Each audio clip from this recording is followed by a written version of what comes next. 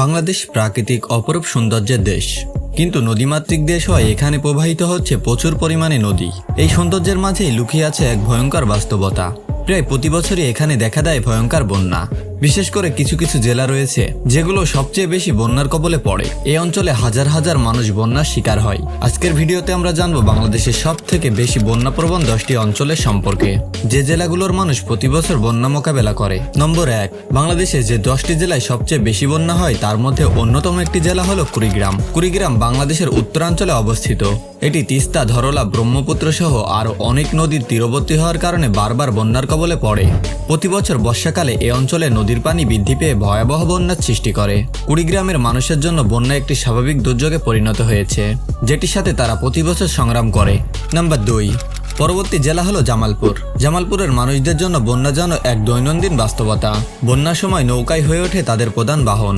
বন্যার পানিতে ধান ক্ষেত ডুবে যায় এবং ক্ষয়ক্ষতি হয় ব্যাপক, এবং পশু পাখি নিয়ে তাদের পড়তে হয় এক চরম বিপাকে।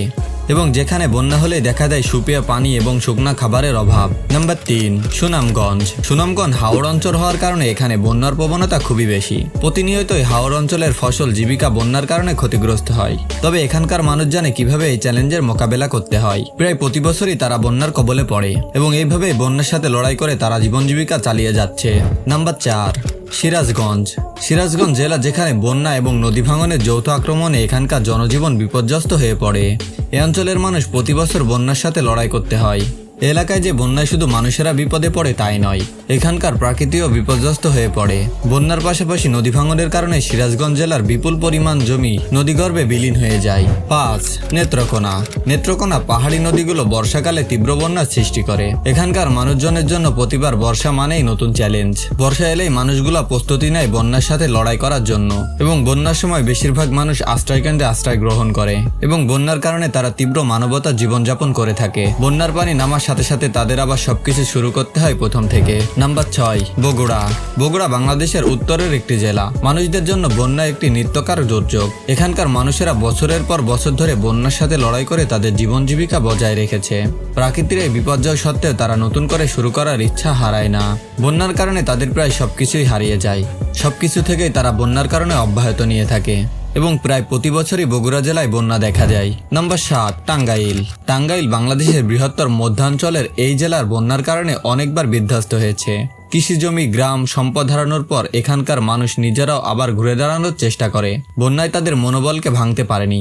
সবকিছু হারিয়েও এখানকার মানুষজন তীব্র মনোবলের কারণে আবার সবকিছু প্রথম থেকে শুরু করে। এভাবেই বছরের পর বছর তারা জীবিকা নির্বাহ করছে। নাম্বার 8, লালমনিরহাট। সীমান্তবর্তী এই জেলায় প্রতি বছর উজানের পানি বয়ে আসে এবং জনজীবনকে বিপর্যস্ত করে তোলে, কিন্তু এখানকার মানুষ প্রতিবারই নতুন করে জীবন সংগ্রামে অবতীর্ণ হয় এবং প্রতি বছরই তারা বর্ষার সময় এক কঠিন পরীক্ষার সম্মুখীন হয়। এই জেলাটি নানা কারণে বন্যার কবলে পড়ে। নাম্বার 9, শেরপুর। শেরপুর জেলা বাংলাদেশের উত্তর পূর্বাঞ্চলে অবস্থিত। এটি একটি প্রাকৃতিক সৌন্দর্যপূর্ণ এলাকা, তবে এ জেলার মানুষেরা জীবন প্রতিনিয়ত বন্যার সাথে জড়িয়ে আছে। বিশেষ করে বর্ষাকালে এই এলাকার নদ নদীর পানি বিপুল পরিমাণে বৃদ্ধি পায়, যা বন্যার কারণ হয়ে দাঁড়ায়। যমুনা এবং ব্রহ্মপুত্রের শাখা নদীগুলোর প্রবাহ শেরপুরে তীব্রভাবে অনুভূত হয়, যা বন্যার পরিস্থিতিকে জটিল করে তোলে। নাম্বার 10, গাইবান্ধা। গাইবান্ধা জেলা বাংলাদেশের উত্তরাঞ্চলে অবস্থিত, যা যমুনা, তিস্তা, ব্রহ্মপুত্র নদীর সংস্পর্শে এসে একটি বন্যাপ্রবণ এলাকা হিসেবে পরিচিত। প্রতি বছর বর্ষার শুরুতে এই জেলায় নদীর পানি দ্রুত বাড়তে থাকে। যমুনা ও তিস্তার ভয়াবহ বন্যায় গ্রামগুলো তলিয়ে যায়, ফসলি জমি পানির নিচে চলে যায় এবং মানুষের ঘরবাড়ি, সড়ক ও অন্যান্য অবকাঠামো ব্যাপকভাবে ক্ষতিগ্রস্ত হয়। ফসল নষ্ট হয়ে যায়, গবাদি পশু হারানোর আকাঙ্ক্ষা থাকে এবং খাদ্য সংকট দেখা দেয়। গ্রাম থেকে গ্রাম পরস্পর বিচ্ছিন্ন হয়ে পড়ে এবং অনেক মানুষ নিরাপদ আশ্রয়কেন্দ্রে গিয়ে আশ্রয় নেয়। শিশুদের পড়াশোনা থমকে যায়, কারণ স্কুলগুলো বন্যার পানিতে তলিয়ে যায়। বাংলাদেশের বন্যাপ্রবণ এই 10টি জেলার প্রতি বছরই বর্ষাকালে কঠিন পরীক্ষার সম্মুখীন হয়। এই অঞ্চলগুলো নানা কারণে বারবার বন্যার কবলে পড়ে, যার মধ্যে প্রধান কারণ হলো নদ নদীর অস্বাভাবিক পানি বৃদ্ধি এবং প্রাকৃতিক দুর্যোগ। বাংলাদেশের সরকার এবং বিভিন্ন বেসরকারি সংস্থা বন্যার প্রভাব কমাতে এবং পুনর্গঠনে নানা পদক্ষেপ গ্রহণ করছে। বন্যা নিয়ন্ত্রণে বাঁধ নির্মাণ এবং সতর্কীকরণ ব্যবস্থা উন্নত করতে হবে এবং মানবিক সহায়তা প্রদানে গুরুত্বপূর্ণ ভূমিকা পালন করতে হবে। বাংলাদেশের বন্যাপ্রবণ এলাকার মানুষ প্রতিনিয়ত একটি কঠিন চ্যালেঞ্জের সম্মুখীন হয়। যদিও বন্যার কারণে অনেক সমস্যার সৃষ্টি হয়, কিন্তু তাদের সাহস, ধৈর্য এবং পুনর্গঠন ক্ষমতা প্রশংসনীয়। ভবিষ্যতে বন্যা প্রবণতা কমাতে মানুষের জীবনের মান উন্নয়নে আরও কার্যকর পদক্ষেপ গ্রহণ করা প্রয়োজন। ভিডিওটি ভালো লাগলে একটি লাইক দিবেন, কমেন্ট করে আপনার মতামত জানাবেন। ভালো থাকবেন, আল্লাহ হাফেজ।